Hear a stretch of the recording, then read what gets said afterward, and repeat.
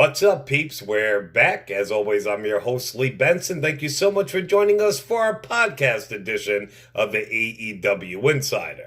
I am here to bring you the best wrestling news of the past week.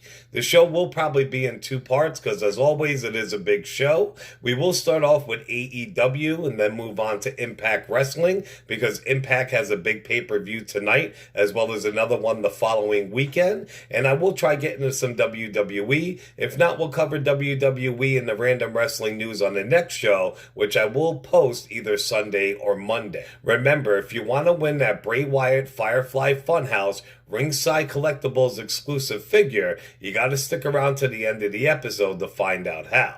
Well, since this is the AEW Insider, let's kick it off with a little AEW news. AEW.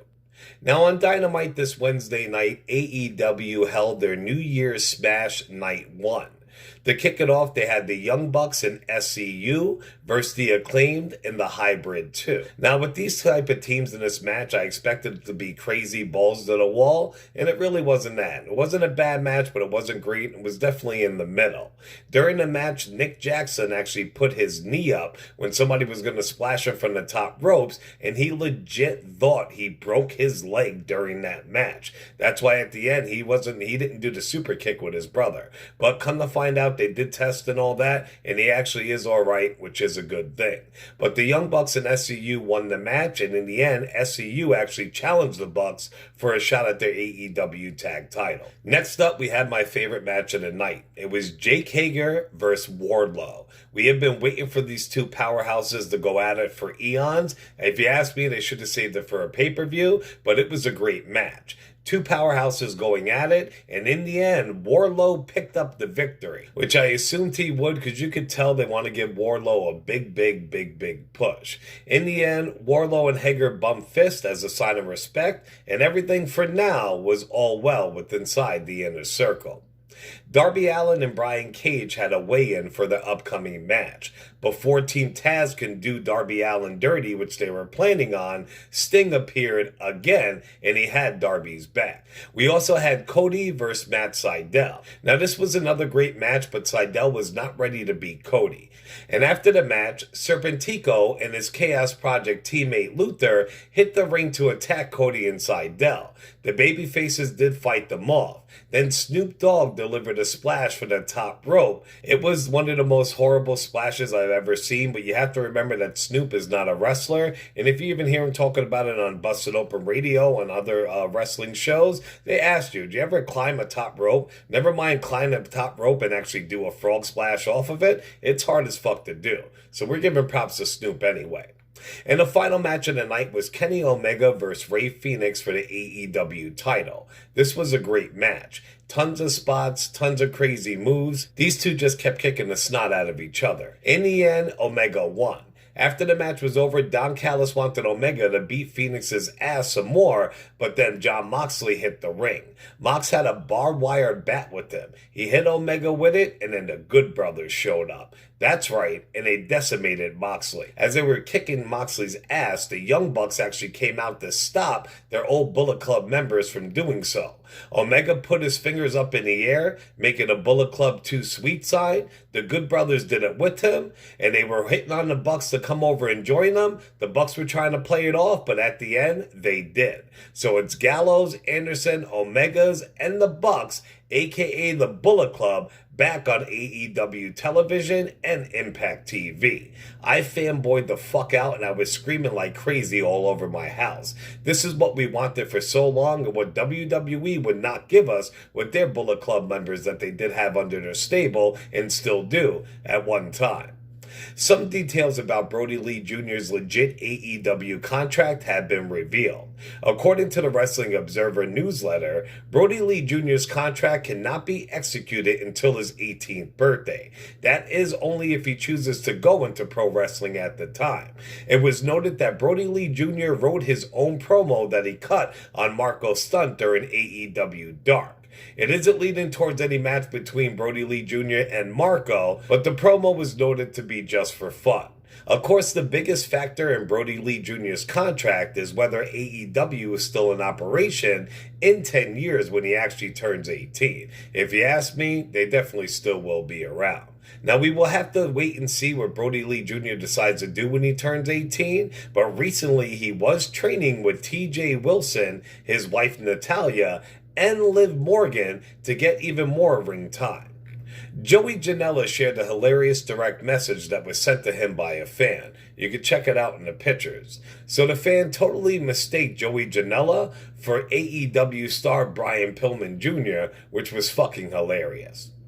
Cody Rhodes was on Talk Is Jericho this week. He talked about his dog collar match with the late great Brodie Lee. He said he always wanted that type of match, but he needed the right opponent, and Brody was it. He said that he told Brody to destroy him, not even cover his leg when he was going for the win, just beat the piss out of him and destroy him. He swears that he could feel how happy Brody was while he was on top of him and he was pinning him. He said he could felt the happiness through Brody's chest because he was so excited. And finally for AEW, a big congratulations to the Hardy family. Matt and Reba Hardy are expecting their third child. Now on to Impact Wrestling. Well, Ace Austin made his return on Impact this week with Madman Fulton by his side. He took on Crazy Steve and Navarro. It was a really good match, and Crazy Steve actually pulled off the win. Knockouts champion Deonna Purrazzo was talking smack in a ring, and Taya Valkyrie came out and the two had a war of words. They will be facing each other at Hard to Kill. If you ask me, I hope Taya takes that belt back, but we don't know when her contract is up, and when it is, you know she's probably going to join her hubby, John Morrison, over in WWE. Jordynne Grace and wrestling legend Jazz took on Havoc and Navaya. I thought this was a decent match and figured Jazz and Jordynne Grace would win, but it was not the case. Havoc and Navaya actually took the victory. Those two do make a great team, though. Later on, my dog Sami Callihan took on his rival Eddie Edwards. It was a very good match, and Eddie Edwards was actually about to destroy Sami with a bat until Sami pulled out his cell phone and brought some hacker video footage on the screen. The footage was actually a live feed of Eddie Edwards' wife locked up backstage behind some steel-like gator fence. So Eddie didn't beat up Sami, he took off to save her, of course. When he got to where his wife was, he was trying to get her unlocked out of the cage, and Sami came and attacked him, and then Ken Shamrock showed up, and him and Sami Callihan beat the shit out of Edwards. They actually took barbed wire and wrapped it around Edwards' arm, his face, his shoulders, and attached him to the fence that his wife was on. To end the show, Rich Swann and Motor City Machine Guns were talking smack on Kenny Omega and the Good Brothers. They actually went out to Kenny Omega's bus to confront the trio, but Kenny and Omega and his boys were actually watching, and they were waiting, and they ambushed the three of them. Omega and his crew beat the shit out of them, and then they left on Omega's bus. Well, Impact Wrestling's Genesis pay-per-view is tonight. It will be followed up by their Hard to Kill pay-per-view, which takes place on January 16th.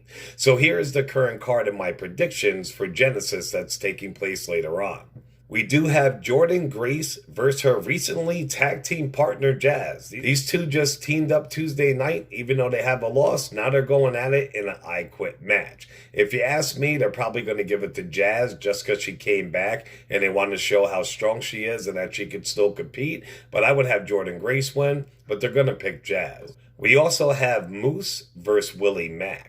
Now, Moose has been on fucking fire the last month in Impact. He's definitely going to be their real world champion. He's running roughshod through everybody, and the dude is just a fucking beast. I'm a huge Willie Mack mark. I mean, big time. That dude, for his age and his size, could pull off crazy fucking moves that some cruiserweights can't even pull off. Willie Mack does want revenge over Moose, too, because Moose put him out of action a while back. That right there would make me believe that Willie Mack is going to win, but I think Moose is way too much on fire. Even if he lost to Willie Mack, it won't hurt him at all, but I don't think he's going to win. I think Moose is actually going to take this one, and then maybe Willie Mack will beat him on a pay-per-view, and then Moose will be cleared up to go for the real Impact Wrestling World title. So I got to go with Moose. Even though it's crazy, at the time of writing this, I actually picked Willie Mack. And last up on the pay-per-view, they do have the Super X Cup 2021. They're going to hold all the quarterfinal matches, the semifinal, and then the final match and crown this year's champion. So I'll go over the first round of the competitors. First up, we do have my dog Ace Austin versus Suicide. Now, both of these dudes are sick, but I got to give it with Ace. I think Ace should be going for the world title, actually, but they got to give him something to do. We also have Daivari versus Cousin Jake. I'm going to go with Daivari. Next up, we have Crazy Steve versus Trey Lamar.